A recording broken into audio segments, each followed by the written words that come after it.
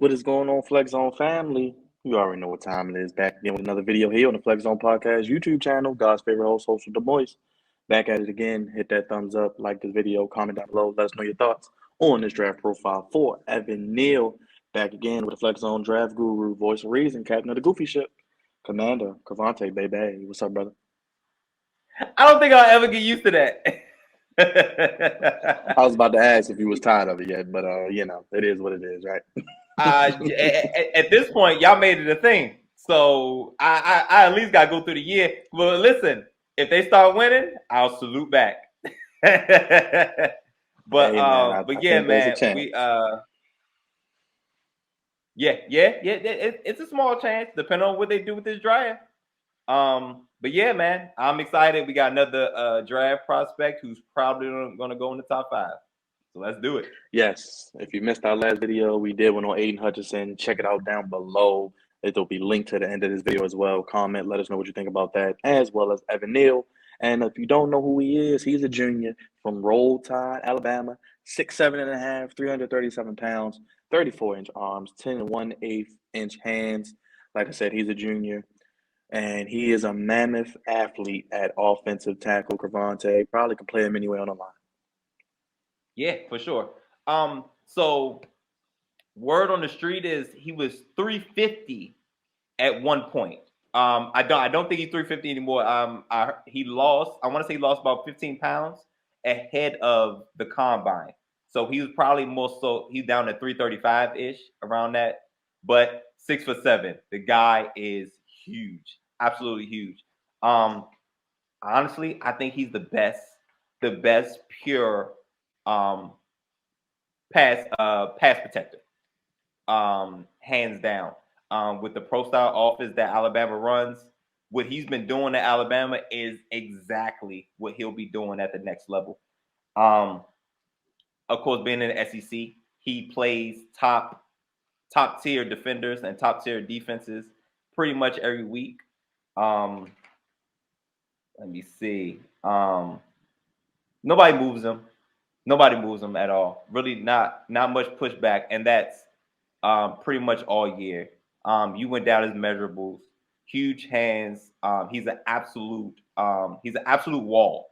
It's very, very difficult to get around him, especially if he gets his hands on you.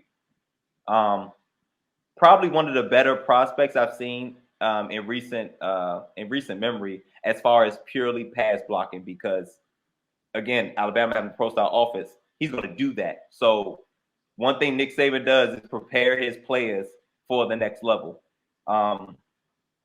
Didn't give up many sacks. And in the run game, he's above average. If we're playing straight ahead, not him moving laterally, but straight up blocking in the run game, he's an absolute mauler. Again, can't emphasize this enough. 6'7", 335. You know what I'm saying? Like, it's not, and with how the NFL is going now, there's a lot of the guys on the D line are getting more athletic and a little bit on the slimmer side. So he gets his hands on these guys, even coming in as a rookie. He may have his way with them, depending on where he goes. I don't think it matters where he goes. I think he'll dominate as a tackle. He has some versatility. He can play guard in the pinch, but I'm a proponent of playing your guys at their elite position, and that's left tackle for anybody. So as far as his pro comp, I was thinking Tristan Wirfs, and it's interesting because Tristan Wirfs has not been a pro long at all. But 2 years. he really stepped in. He really stepped in pretty much day one, and that right tackle position was his. And protecting Tom Brady, it's all eyes on that offensive line when you are protecting Tom Brady. And he was elite as a rookie, and all pro as a rookie. And I believe the exact same thing. He's elite on the power side of the game.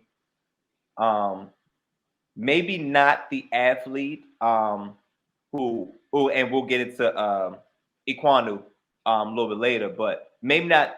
He doesn't have the athletic ability of Ekwonu, but he does everything else pretty well. Everything else is above average to elite. But for sure, that pass protection is elite. And with the NFL moving into, not even moving into what it is now, being a pass happy league, you need guys that can protect. And he was 1A in college football, in my opinion.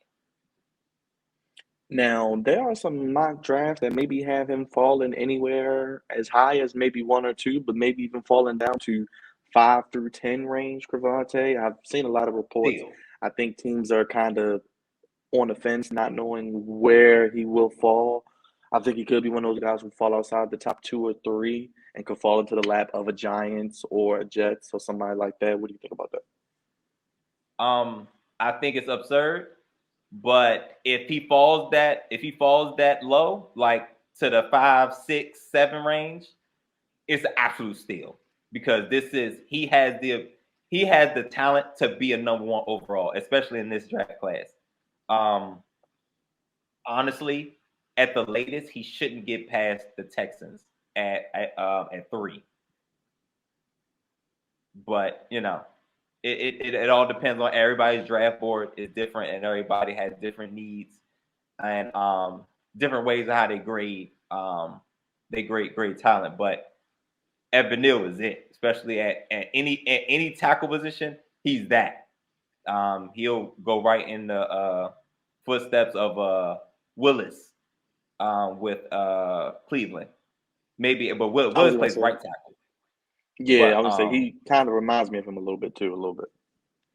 Yep. So with Willis or worse, but I think he'll come in and have the impact that those two had day 1. I got to give you credit though. When we did talk about Wirfs, I think 2 years ago, you were real high on him and you liked him. So it's good to see him paying off. The fact he fell where he did in that draft, he was like, what? Crazy. And shout out to Rouse. Me and him were high on him, but he's from Iowa. It's a factory. It's a factory for linemen. All 5 positions, linemen. They rock out. For sure. I think Evan Neal, like you said, if he goes past 3, I'd be a little shocked, a little surprised, but we'll see what happens at 1. Like I said, if the Jaguars want to be goofy, not necessarily goofy, because I think they'll still get the best player at their position they go for, but they want to be different and go offensive line, there could be an interesting shakeup. Top 3, because you got some guys that could drop a little bit to 4 through 8, so we'll see. Yeah, so somebody's gonna drop. It happens every year. Somebody who's been highly ranked throughout the year or after the combine or whatever. It's always somebody that drops. I think it would be absurd for it to be Evan Neal. Obviously, I don't think he would go to the Lions. I think the Lions are going defense. I do believe the Lions will go defense. So if he doesn't go 1, I say 3.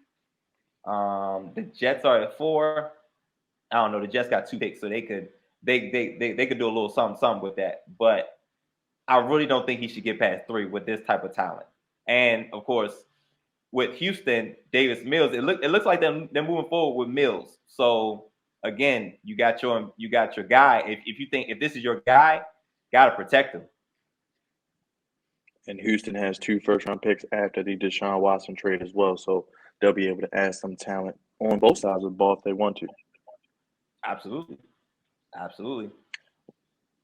Let us know your thoughts on Evan Neal. Are you taking him as high as 1? Does he go past 3? Where does he go? Let us know your thoughts on the strengths and weaknesses. Make sure you like this video. Hit that bell for all notifications to keep up with all of our draft profiles, as this is the second one. Remember, the one for Aiden Hutchinson is linked down below as well. Subscribe if you haven't already. Again, Crevonte, this is the only place giving you sports how you want it. When you need it. And we'll keep those draft profiles coming. We're getting ready to get out of here. We'll be back with another one real soon, as the draft is a little over a week away, baby. And until next time, y'all, we gone.